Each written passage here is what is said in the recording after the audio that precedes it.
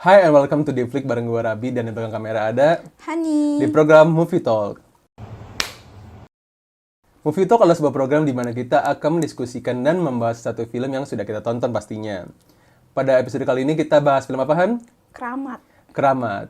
Salah satu film Indonesia yang ikonik sih buat aku. Iya. Ini kita keramat 1 ya. Ini Keramat 1 by the way ya. Kita nggak akan lanjut ceritanya di Keramat 2 walaupun ada hubungannya. Tapi kita benar-benar di sini tuh bahas only Keramat 1-nya aja. Iya. Oke. Tanpa berlama-lama, kita langsung masuk ke sang sutradara. Sang sutradara ada Monty Tiwa yang kita sempat bahas ya kemarin ya, Han, ya, di Iya. Laskar Pemimpi ya. Laskar Pemimpi. Kalau belum nonton, cek dulu. Video sebelumnya. Video sebelumnya dicek dulu ya. Kalau buat aku tetap Monty Tiwa dan Om Joko Anwar itu salah dua ikonik horor Indonesia sih. Iya, benar. Selain Keramat 1, Keramat 2, Poco 2, Poco 3 aku juga nonton dari beliau. Terus sama Poco Origin. Oh, Poco apa Poco? Poco itu Sugus, Han. Oh, oke. Sugus putih. Ah, Film-film dia tuh berhubungan dengan itulah. oh, oke. Jadi aku cukup terkenang lah karya-karya beliau dari aku SMP sih dia. Iya. Lumayan ikonik sih. Ya, ikonik horornya gitu. Kalau drama, Hani suka dari film beliau apa tuh? Oh, kalau dari dramanya Monty Tiwa itu aku suka Critical Eleven. Oh, Critical Eleven ya. Iya, terus Get Married itu dia loh. Get Married yang 3. ketiga, iya. Itu dia. Sabtu Bersama Bapak juga Oh, bagus Sabtu sih. Bersama Bapak. Iya, banyak sih. Oh, Operation Wedding itu juga dia. Aku lupa yang Jessica Mila bukan sih? Bukan ya? Itu Brazila ya. Oh, itu Brazila. Operation beda. Wedding tuh Yuki Kato. Oh, Yuki Kato, oke. Iya. Oke. Terus Tespek itu bagus loh. Bagus ya. Film-film. Pokoknya Dramanya dia dramanya emang udah punya nama lah. Monty Tiwa Iya. mah. Maupun horor drama, beliau tuh emang udah punya nama banget lah. Iya. Oke. Selanjutnya para pemain. Yang pertama, yang jadi orang yang kesurupan sepanjang film. Hampir sepanjang film. Migi Parahita. Beliau ini main di Get Married 3 sama Double Extra Large. Aku lupa inget kayaknya. Iya, Film aku komedi. Juga, aku juga lupa inget sih dia di Film mana aja gimana ya? Get Married. Cuman ya, by research sih ada beliau, tapi aku lupa jujur. Tapi emang dia udah nggak di dunia Filman, acting, acting, jadi ya. di dunia komposer deh kalau nggak Oh, salah dunia sekarang. komposer sekarang. Iya. Oke. Selanjutnya ada cewek yang apa ya, persona tomboy kan ya? Iya. Poppy Sofia. Dia ini main di Si Jago Merah, aku ingatnya. Terus di Histeria, film horor juga yang Iya. tentang 5 cerita horor itu. Aku inget dia di Butterfly. Baru aku nggak nonton sih. Ada sama Andika Pratama. Terus dia tuh baru juga loh main di Sayap Patah. Oh, Saya Patah, aku nggak Yang nonton. Nicholas Saputra. Hmm. Tanya sih dia main juga di situ gitu. Aku juga belum nonton sih filmnya. Kalau misalkan film-film Indo, Hani lebih ahli sih dibanding gua. Gak ahli juga sih. Banyak yang lebih ahli. Iya, maksudnya dibanding aku kanan. Iya. Terus selanjutnya ada, aku bingung bacanya Mia Kusuma, Mia nggak sih? Mungkin tapi Mia. tulisannya Mia ya. Mia Kusuma. Terus Sadat Ryuda ini di modus anomalinya Pak Joko Anwar. Sempat main Iya, juga. iya, dia main juga. Nah, terus ada Dimas Projo Sujasi. Ini juga main di Laskar Pemimpi kemarin. Iya, jadi Kapten Agus. Kapten Agus. Jadi kembali lagi, aku lupa, kayaknya Keramat dulu ya, baru ke Laskar Pemimpi kalau nggak salah.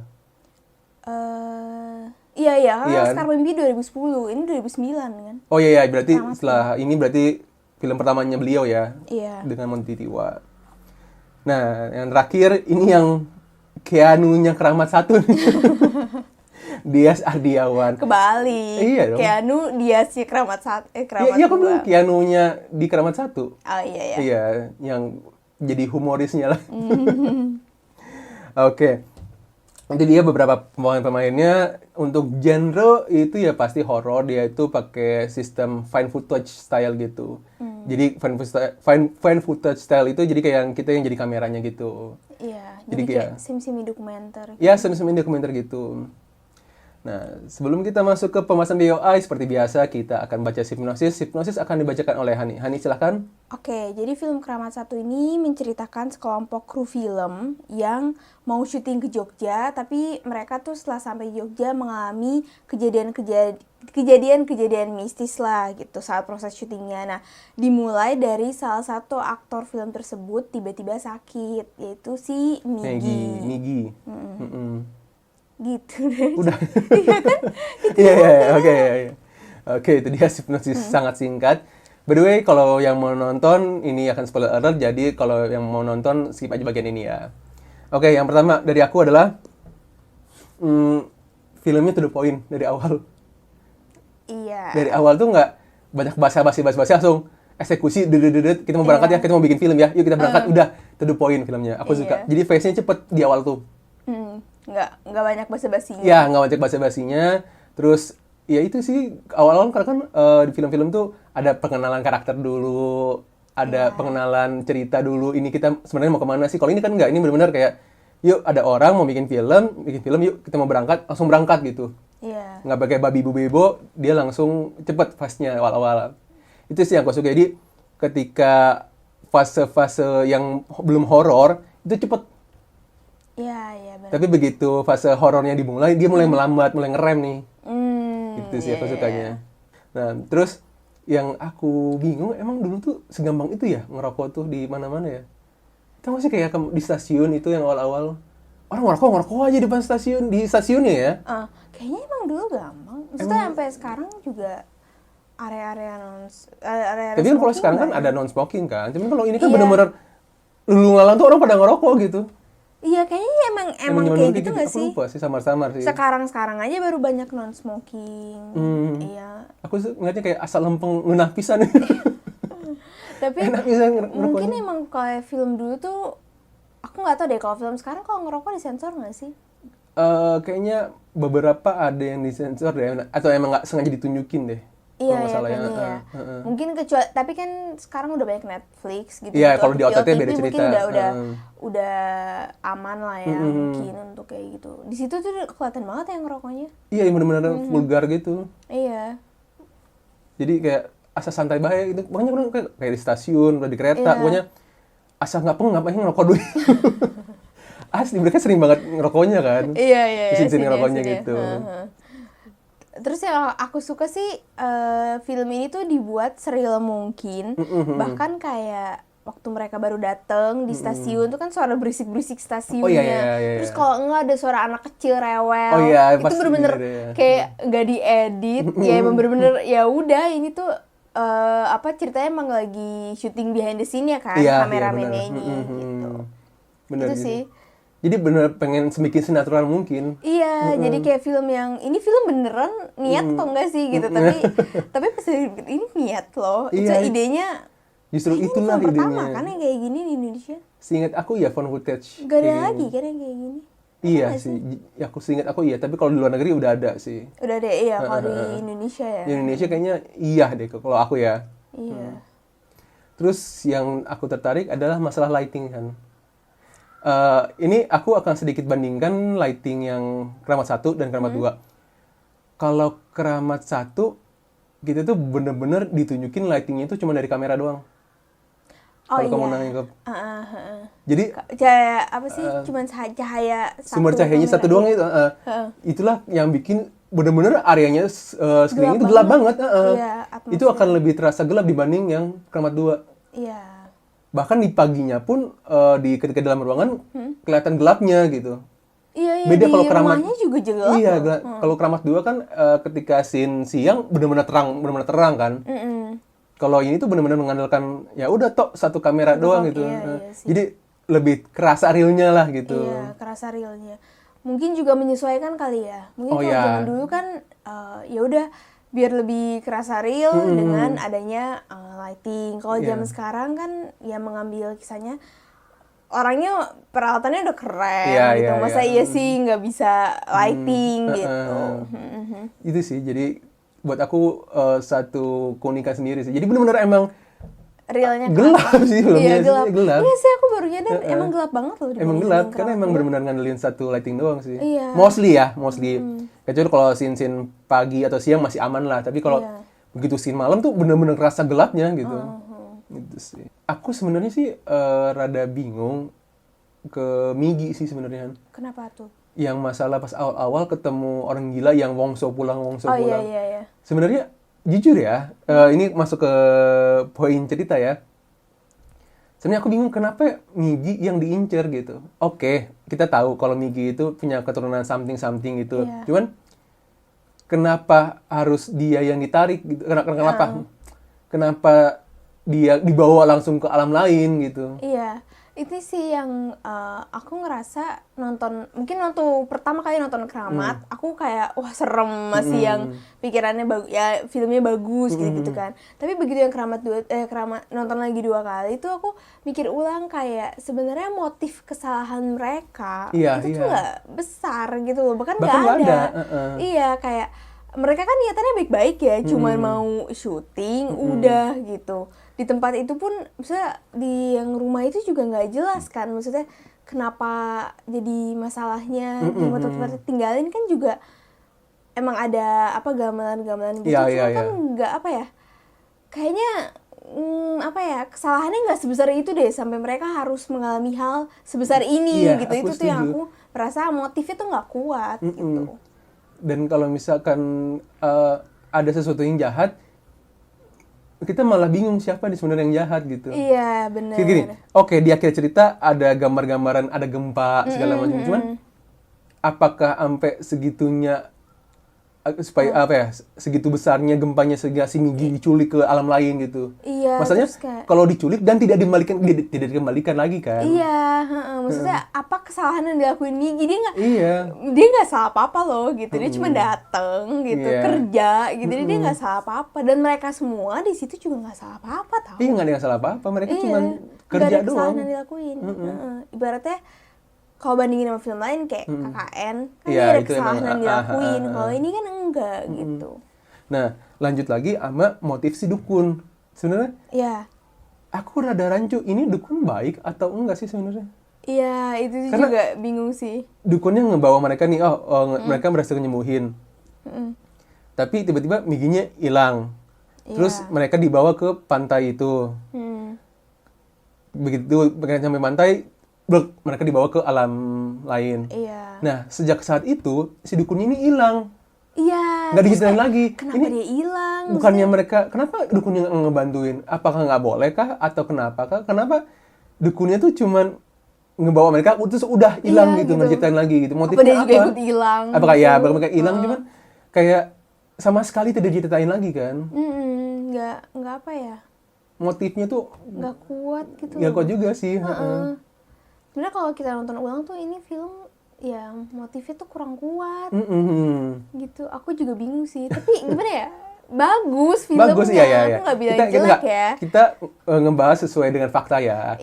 Karena emang dari segi motif si Migi terus si dukun ini masih kurang jelas sih, nggak diperjelas. Benar. Itu sih yang... Atau mungkin emang konsepnya mereka emang nggak mau diperjelas sama Manitiwa. Biar si penonton itu berasumsi sendiri kali ya. Gitu. Bisa jadi kayak gitu. Bisa jadi gitu. By the way, di sini Montetiwa juga main loh. Iya, aku tahu nih. Iya, dia jadi cungkring. Cungkringnya yang megang kamera selama ini. Iya. Terus kan ini sih yang sering aku banget bahas, minor-minor detail kecil tapi aku suka, yaitu ya suara ambience malamnya sih. Oh iya. Yang dari aku kerasa yang banget yang di awal-awal yang ada suara jangkrik tiba-tiba, suara kodok. Oh iya kodok. Yang serem banget itu.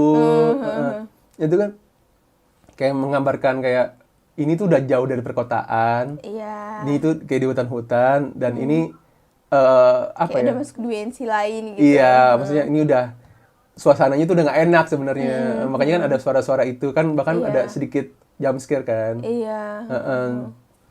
Itu sih. Cuman aku suka sih itu dengan suara-suara minor background. Iya, background minor, kecil-kecil gitu. Tapi itu yang impactful ke kitanya gitu. Iya, ngerasa ini emang real loh, kejadiannya emang real. Bahkan banyak yang bilang berasumsi ini kisah nyata ya gitu. Iya. Tapi katanya bukan sih. Bukan sih kalau iya bukan sih. Karena kan di endingnya kan kayak ditulisin gempa dari 27 Mei bla bla gitu kan. Iya. Jadi orang berpikir apakah ini dari kisah nyata, tapi katanya bukan. Emang kebetulan cerita fiktif kan. Aja. Serem banget sih kalau ini kisah. Iya, ini serem banget sih. Iya. Maksudnya dengan mereka ke alam sana terus hilang bertahun-tahun. Ya, mungkin ada juga yang kayak gitu sih, mungkin. Kita Tapi nggak itu tahu. serem.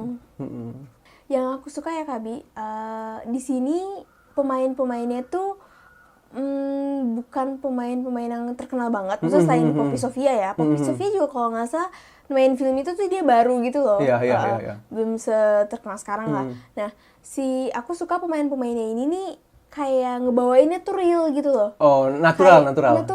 Iya. Jadi emang kayak bener-bener si Mia tuh orangnya kayak gini, keras, tegas, marah-marah gitu. Terus Migi yang lemah, Poppy yang cengeng gitu. Kayak mereka emang mainnya tuh real aja gitu, nggak kelihatan fake. Aku seneng nggak kelihatan acting gitu. Kayak emang mereka tuh emang pribadi yang seperti itu aja sih. Dan itu yang aku mungkin suka. yang mereka lakukan ketika pada situasi beneran tuh kayak gitu. Iya, mungkin kalau mereka mereka akan poin-poinnya seperti ini nih ketika benar-benar menghadapi hal-hal itu. Itu sih aku setuju suka. sih. Emang nggak ada yang kelihatan acting sih sebenarnya. Iya, makanya aku bingung kenapa para pemain ini banyak yang maksudnya nggak balik lagi ke dunia acting gitu loh. Oh, sayang ya. Iya, maksudnya padahal mereka tuh mainnya bagus-bagus gitu. Iya. Natural. Iya, mereka tuh makan aku baca fun fact-nya tuh sekarang tuh para pemain ini yang mungkin yang masih bertahan main tuh Poppy. kayak Poppy kan, terus si Dias itu masih main sinetron. Terus udah gitu Sada itu udah jadi pekerja kantoran gitu-gitu sih. Tapi katanya sih Sada juga mau main film lagi sih gitu. Cuman kenapa mereka nggak ngelanjutin padahal acting mereka bagus loh gitu. Pada saat zaman itu lah ya. Iya gitu. Iya, aku setuju sih. Actingnya nggak ada yang lebay, nggak ada yang fake, senatural mungkin. Iya. Selanjutnya, buat aku elemen horor yang aku dambakan tuh ada di sini, yaitu build up atmosfernya sih. Oh iya. Gimana ya? Terutama ketika udah masuk ke dunia lain. Kalau kamu nyadar tuh horornya tuh nggak langsung jump scare nggak, tapi build up-nya itu loh. Pelan. Awalnya tuh dibikin chaos, panik segala macam gitu. Cuman perlahan-perlahan tuh bukan panik lagi, tapi ganti ke rasa takut. Oh iya. Build up itu yang pelan-pelan dibangun dari momen-momen, dari suara-suara. Iya. Itu build up atmosfernya keren banget sih. Itu yang bikin aku merinding gitu. Jadi kita tuh yang nonton jadi kayak aduh pengen cepet-cepet beres gitu. Aku tuh nontonnya pengen cepet beres. Capek banget jadi jadi Poppy gitu-gitu kayak aduh capek banget jadi mereka ngerasain capeknya mereka sih. Itu sih yang namanya membangun atmosfer horornya. Iya gitu. Dan itu pelan-pelan karena di awal-awal tuh kelihatan nih emang wajarnya orang pada panik kan pasti ketika mereka masuk panik segala macam pasti yang utama. Tapi gimana ketika pelan-pelan rasa panik itu diganti dengan rasa takut. Iya. Itu yang keren banget sih. Dan keren. Ya kalian mesti nonton sih buat tahu apa maksudnya gitu ya. Iya benar. Nah, kalau ngomongin acting Han, nggak kalah actingnya Migi sih. Iya. Migi itu kayaknya mau 3/4 film tuh actingnya kesurupan. Tapi ya, kalau Kak Binge ya, jadi di scene awal Migi kan dia sempat diwawancara gitu, cerita buat behind the scene kan. Nah, pas di Jakarta tuh muka dia tuh cerah. Iya. Begitu dia nyampe Jogja di stasiun, dari matanya tuh kayak hero-nya udah dibuat gelap, udah kelihatan lah mukanya gelap, udah berubah gitu. Iya, tapi konstan sih acting kesurupan. Iya. Tapi seremin loh. Seremin banget. Dengan tatapannya, dengan senyumannya, kayak gitu serem sih. Itunya aku masih merinding sih jujur sampai sekarang. Cuman pas ngomong nggak seserem Ute sih, pas lagi ngomong. Ngomongnya halus. Kalau Ute gila sih. Gila seremnya. Kalau ini walaupun itu, tapi dia lebih ke justru gerak-geriknya sih. Gerak-geriknya halus banget. Tatapannya halus, ngomongnya halus. Aktingnya keren sih si Migi di sini. Iya, keren. Nah, Terus kalau yang satu kesurupan, yang satu ini yang humorisnya si Dias. Aduh, di sini guyonnya karena emang ini Keanu-nya di Keramat Satu. Iya. Yang aku lucu tuh yang aku inget yang mereka lagi berantem, tiba-tiba dia mau nyamperin terus diteriakin. Tapi masalah gini loh, kalau Keanu dia tuh emang dianya yang lucu. Iya. Kadang dia tuh kayak tadi, orang dia lagi berantem dia samperin. Malah dimarahin, kasihan banget. Jadi kayak emang kayak situasi gitu loh. Iya. Terus ada 3 momen paling lucu tuh. Terus yang kedua tuh pas si Migi-nya udah ketemu si Dukun, terus mau balik kamar, dia keluar kamar. Allahu Akbar gitu. Itu natural banget. Itu lucu banget. Jujur, dia lucu banget sih. Itu lucu banget, itu natural banget sih. Kagetnya. Kayaknya dia emang, karena mungkin gini, ini film kan gak skenario ya, Iya. skenario. Mungkin bisa jadi emang mereka kadang kayak kaget beneran, iya. Mereka ketawa beneran kali ya. Iya, bener. Terus yang paling terakhir tuh paling kocak tuh yang si di mobil yang dia nyanyi Mah Dukun. Ini temen lu hilang, lu mau nyelamatin, sempet-sempetnya lu nyanyi Mah Dukun gitu. Yang lain tuh lagi pada panik. Iya. Yang lain tuh pada panik, dia nyanyi Mah Dukun. Itu lucu banget. Bener-bener sih. Ya, dia komedinya nggak mikir gitu. Nggak mikir, spontan itu. Aduh, yang lain mah pada panik kan, pada gimana mikirnya? Ada Mah Dukun. Aduh, lucu banget sumpah. Itu mesti nonton sih. Mungkin ini aku seneng dari film ini tuh humornya tuh spontan. Iya, spontan. Aduh, itu lucu banget tapi aku ngakak sih. Jadi itu udah serius. Aduh.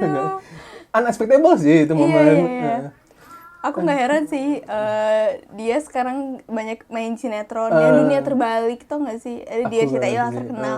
Mungkin emang dia humornya dapet sih. Spontannya, aduh. Nah, kalau Migi yang kesurupan, dia humornya Mia.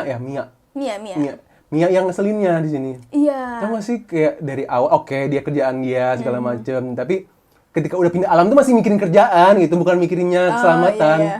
Buat aku rada annoying banget sih. Men, ini antara hubungannya hidup dan mati, tapi dia masih mikirin kerjaan gitu. Iya sih. Cuman aku lebih suka Mia dibandingin Arla di Keramat 2 sih. Oh iya, itu jelas. Iya, karena Mia emang motifnya jelas. Dia sutradara, dia memimpin film itu. Iya. Tapi bahkan yang bener sih sampai di ending yang dia ngomong, cungkring, lo boleh main deh di film gue gitu. Lo jadi talent gitu. Bener. Yang cungkring sih sekarang, yang si Monty Tiwa. Nah, momen yang paling aku inget dari si cungkring adalah ketika dia ditinggal sendiri di tengah-tengah kuburan. Iya. Itu serem banget sih. Itu ambience atmosfer horornya dapet banget. Itu udahlah, gak usah diceritain, aku juga takut. Jangan kamu tutupin ya. Pokoknya itu scene itu kalian mesti nonton baik-baik deh. Kalau bisa dipelanin gitu, pelototin gitu. Pokoknya yang itu scene aku paling serem sih di situ sih. Iya. Paling kerasa banget horor. Bisa ya kepikiran. Iya, gitu serem banget sih. Berhubung kita mau ke akhir nih Han. Pokoknya ya mungkin setelah perjalanan bla bla bla kalian nonton aja. Kita nggak akan bahas lebih lanjut kan ya. Iya. Paling pertanyaannya adalah Mia di akhir. Ini kita bahasnya sampai Keramat 1 aja ya. Iya. Mia di akhir itu apakah Mia beneran atau sesuatu yang lain? Karena aku bingung ini. Kalau itu Mia, kenapa dia ngehalang si Cungkring buat ikut pergi? Oh iya, kalau aku sih mikirnya tuh udah bukan Mia yang udah bukan Mia lagi ya. Cuman nih dia pasti Keramat 2 ya? Iya, mungkin tapi kita sebatas Keramat 1 sih ini. Iya. Iya sih, itu yang banyak pertanyaan sih. Karena apa motif karena nggak pengen ditinggal kah? Tapi kalau nggak pengen ditinggal ya udah lu tinggal ngerangkul si Cungkring aja gitu. Iya. Kayaknya sih itu bukan Mia deh. Itu bukan Mia ya kali ya. Karena emang ya kalaupun itu Mia berarti dia egois banget sih. Iya. Dia nggak mau ditinggal gitu kan. Iya, emang iya. Kayaknya si egoisnya nggak kayak gitu. Nggak, itu ngegigit loh. Oh, itu ngegigit. Ya, itu ngegigit. Terus satu persatu ya udah deh, yang akhirnya selamat cuman bertiga. Bertiga doang. Terus bertiga terakhir ada gempa, ya udah muncul lah gitu ya. Iya. Tampilan gempa-gempa gitu. Terus kayak kameranya ditinggal. Kamera ditinggal gitu. Makanya namanya found footage style. Iya. Seakan-akan ada orang yang nemu gitu. Terakhir dari aku paling kalau dari segi jump scare horor ini dibandingin Keramat 2 lebih banyak Keramat 2 ya jump scare-nya ya. Kalau nggak salah ya nggak sih? Iya. Maksudnya penampakannya itu lebih banyak Keramat 2. Iya. Tetapi ini dia build up atmosfernya gara-gara dia film zaman dulu dan benar-benar lightingnya cuma satu itu lebih kerasa horornya. Lebih kerasa realnya. Lebih kerasa realnya, bener. Dari segi efek, dari segi kostum segala macem, ya ada horor standar lah itu. Iya, tapi ya itu sih di sini tuh kuatnya di build up atmosfernya sih. Dan sesuatu hal yang beda aja gitu di Indonesia pada saat itu ya. Iya benar. Sama beda lah ngambil. Maksudnya kalau zaman sekarang kan udah banyak vlog-vlog ya. Iya, banyak vlog-vlog ya. Zaman dulu kan ini film loh. Ini jadi vlog mungkin tapi nggak- di bioskop. Iya gitu. Iya sih. Kayak zaman sekarang kan udah banyak kayak missing kan kita pernah bahas. Iya, tuh. missing kita pernah kan bahas, kayak ngambil shootnya dari laptop, kamera di kamera, laptop, nah gitu-gitu. Yes, benar sih. Jadi ya itu worth it buat nonton lah kalau bagi penyuka horor, apalagi yang found footage style, ya ini wajib banget ditonton sih. Ada di Netflix. Iya. Pada saat video ini dipublish ya. Iya. Semoga masih ada. Itu masih ada. Oke, sekian dari gua. Hani ada tambahan? Enggak udah. Oke. Mungkin bagi yang udah nonton, terus ada fakta-fakta atau momen-momen yang kita miss atau kita salah, komen aja di bawah ya. So, we hope you guys enjoy this video and see you when I see you.